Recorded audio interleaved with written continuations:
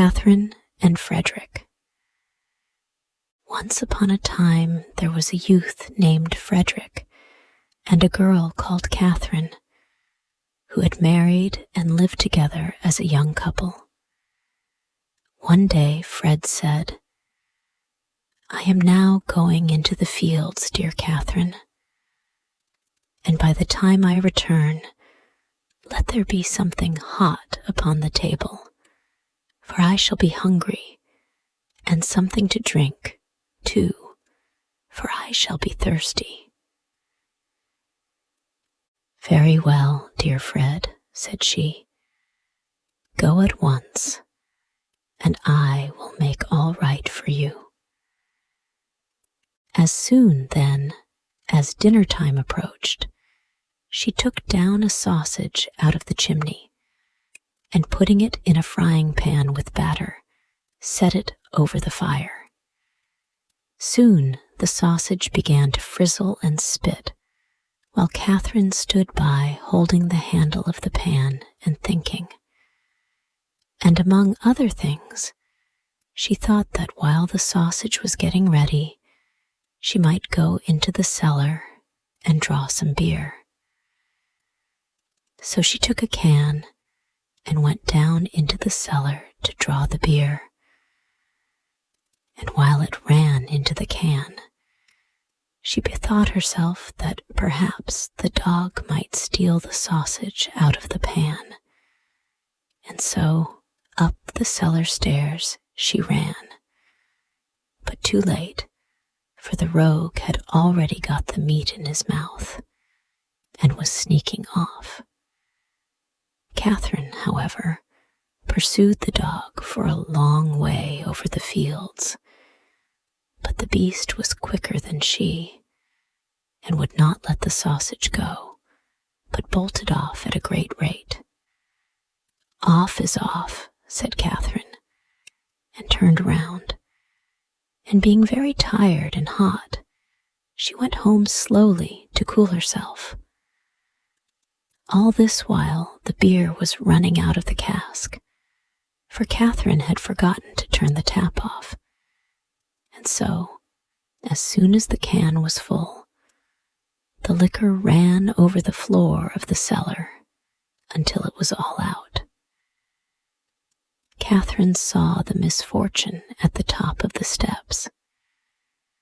"My gracious," she exclaimed, "what shall I do that Fred may not find this out?" She considered for some time, till she remembered that a sack of fine malt yet remained from the last brewing in one corner, which she would fetch down and strew about in the beer. "Yes," said she, "it was spared at the right time to be useful to me now, in my necessity." And down she pulled the sack so hastily that she overturned the can of beer for Fred, and away it mixed with the rest on the floor. "It is all right," said she. "Where one is, the other should be." And she strewed the malt over the whole cellar. When it was done, she was quite overjoyed at her work, and said, "How clean and neat it does look, to be sure." At noontime, Fred returned. "Now, wife, what have you ready for me?" said he. "Ah, my dear Fred," she replied, "I would have fried you a sausage, but while I drew the beer, the dog stole it out of the pan, and while I hunted the dog, the beer all ran out. And as I was about to dry up the beer with the malt, I overturned your can.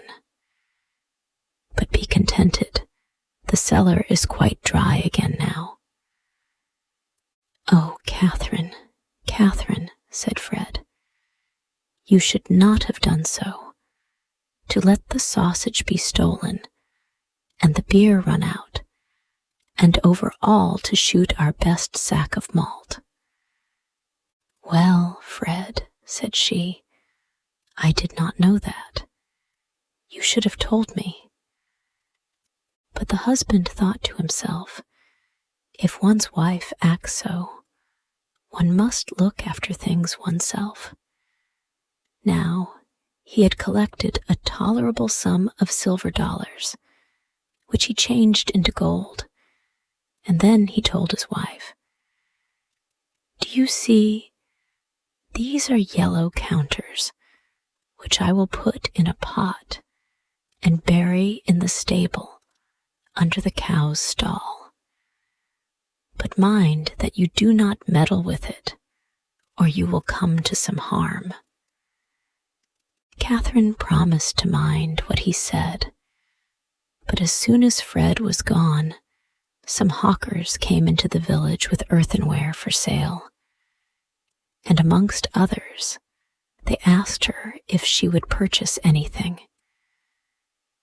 "Ah, good people," said Catherine, "I have no money and cannot buy anything, but if you can make use of yellow counters, I will buy them."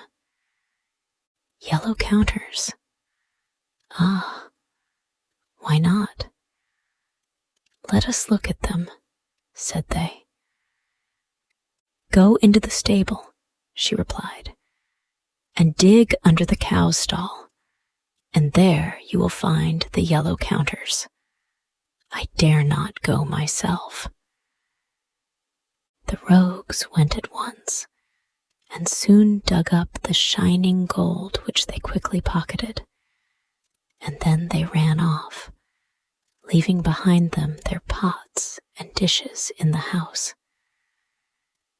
Catherine thought she might as well make use of the new pottery, and since she had no need of anything in the kitchen, she set out each pot on the ground and then put others on the top of the palings round the house for ornament.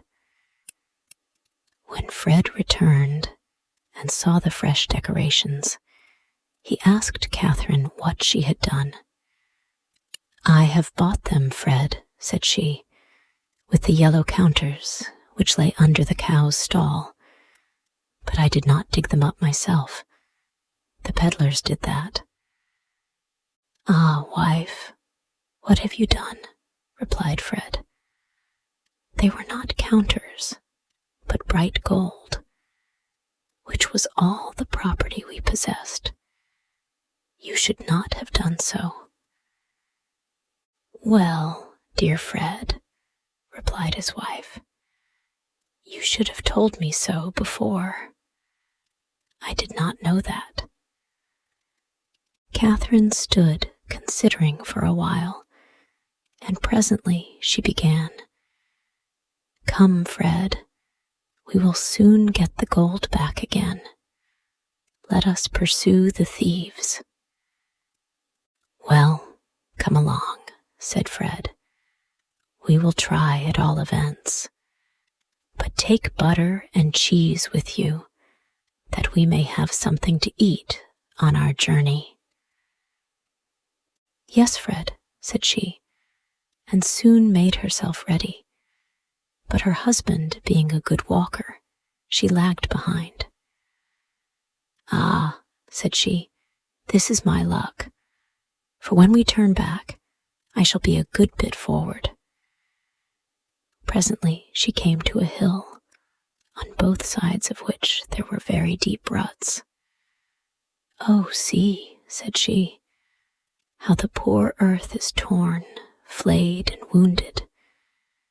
It will never be well again all its life." And out of compassion, she took out her butter and greased the ruts over right and left, so that the wheels might run more easily through them. And while she stooped in doing this, a cheese rolled out of her pocket down the mountain.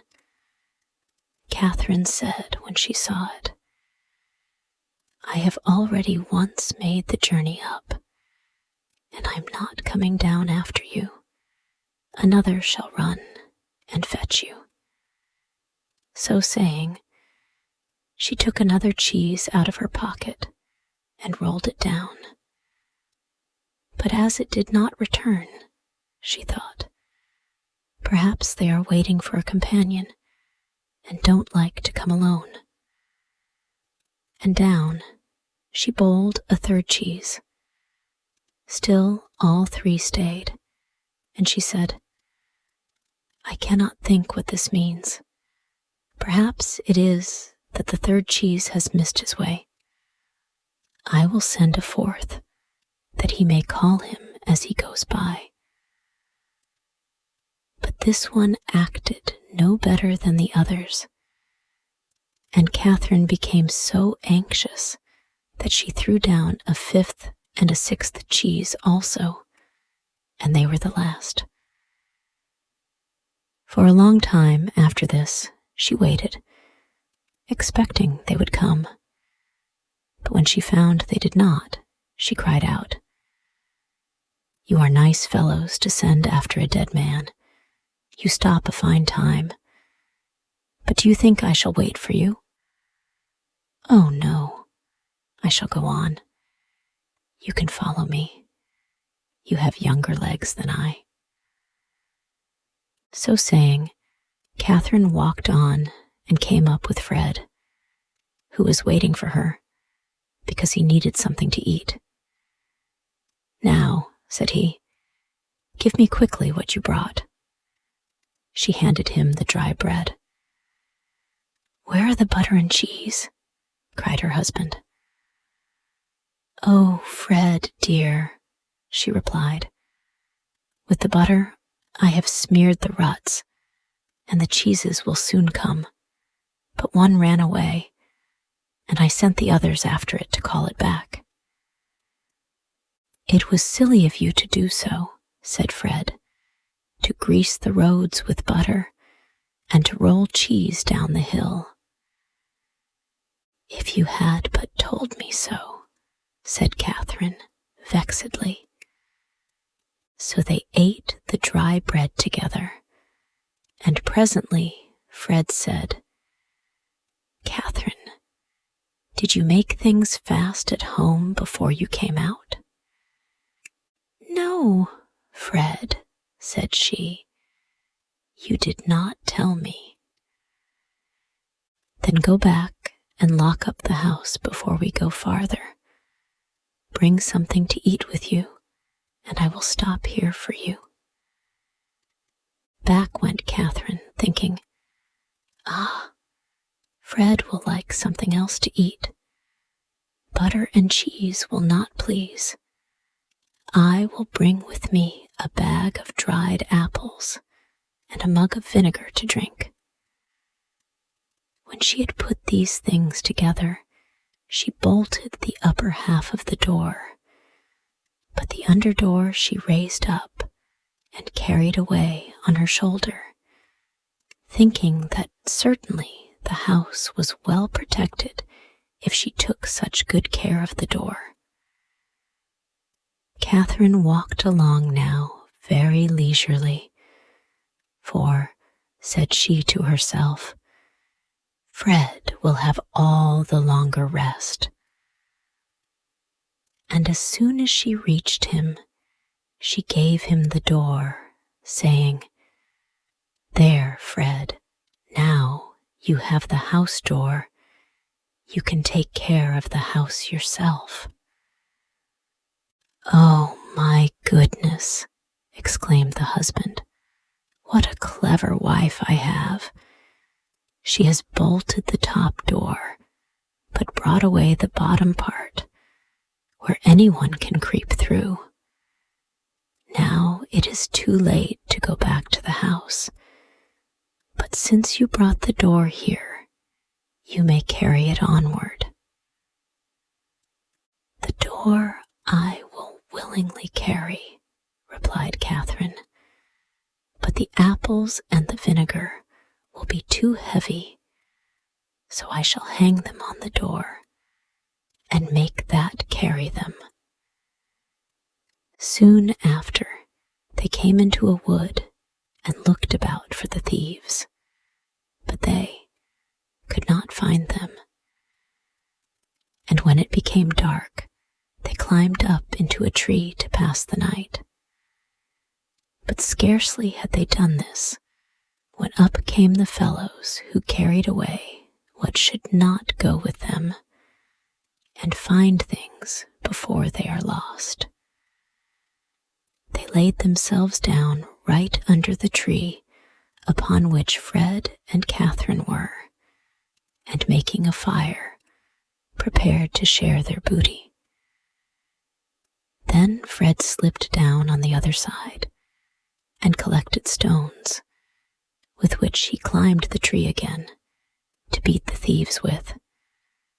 The stones, however, did them no harm, for the fellows called out, "Ah, it will soon be morning, for the wind is shaking down the chestnuts." All this while, Catherine still had the door upon her shoulder, and, as it pressed very heavily, she thought the dried apples were in fault, and said to Fred, "I must throw down these apples." "No, Catherine," said he, "not now. They might discover us." "Ah, I must, though. They are so heavy." "Well, then, do it in the hangman's name," cried Fred. As they fell down, the rogue said, "Ah, the birds are pulling off the leaves." A little while after, Catherine said again, "Oh, Fred, I must pour out the vinegar. It is so heavy." "No, no," said he. "It will discover us." "Ah, but I must, Fred. It is very heavy," said Catherine. "Well, then, do it in the hangman's name," cried Fred. So she poured out the vinegar, and as it dropped on them, the thieves said, "Ah, the dew is beginning to fall." Not many minutes after, Catherine found the door was still quite as heavy, and said again to Fred, "Now I must throw down this door." "No, Catherine," said he, "that would certainly discover us." "Ah, Fred, but I must. It presses me so terribly." "No, Catherine dear, do hold it fast," said Fred. "There, it is gone," said she. "Then let it go in the hangman's name," cried Fred, while it fell crashing through the branches. The rogues below thought the evil one was descending the tree, and ran off, leaving everything behind them. And early in the morning, Fred and his wife descended, and found all their gold under the tree. As soon as they got home again, Fred said, "Now, Catherine, you must be very industrious and work hard." "Yes, my dear husband," said she, "I will go into the fields to cut corn." When she was come into the field, she said to herself, "Shall I eat before I cut, or sleep first before I cut?" She determined to eat, and soon became so sleepy over her meal that when she began to cut, she knew not what she was doing, and cut off half her clothes, gown, petticoat, and all. When, after a long sleep, Catherine awoke, she got up half-stripped, and said to herself, "Am I myself, or am I not? Ah, I am not myself." By and by night came on, and Catherine ran into the village, and knocking at her husband's window called, "Fred!" "What is the matter?" cried he. I want to know if Catherine is indoors, said she. Yes, yes, answered Fred. She is certainly within, fast asleep. Then I am at home, said she, and ran away. Standing outside, Catherine found some thieves, wanting to steal, and going up to them, she said, I will help you. At this, the thieves were very glad, not doubting, but that she knew where to light on what they sought. But Catherine, stepping in front of the houses, called out, Good people, what have you that we can steal? At this, the thieves said, You will do for us with a vengeance. And they wished they had never come near her. But in order to rid themselves of her, they said, Just before the village, the parson has some roots lying in his field. Go and fetch some. Catherine went as she was bid, and began to grub for them, and soon made herself very dirty with the earth. Presently, a man came by and saw her, and stood still, for he thought it was the evil one who was groveling so among the roots.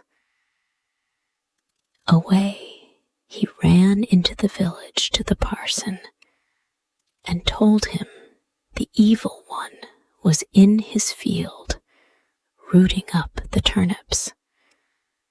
Ah, heavens, said the parson, I have a lame foot, and I cannot go out to exercise him. Then I will carry you a pick-a-back, said the man, and took him up. Just as they arrived in the field, Catherine got up and drew herself up to her full height. Oh, it is the evil one, cried the parson, and both he and the man hurried away. And behold, the parson ran faster with his lame legs through fear and terror than the countryman could with his sound legs. And now this story ends. Hey, thank you so much for listening to the whole story. If you liked this story and want to thank me for creating this story, then you can buy me a cup of tasty coffee.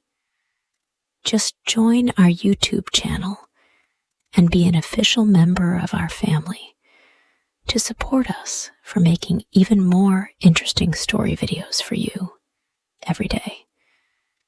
You know, it takes a lot of effort, research, and money to find and buy premium contents, and to writing, creating, editing, organizing, and publishing every single video, which could melt your hearts, or could be one of the most interesting stories of all time. So, hit the like button to save this video. And most importantly, subscribe to our YouTube channel to learn English by watching super interesting English stories every day. Thank you.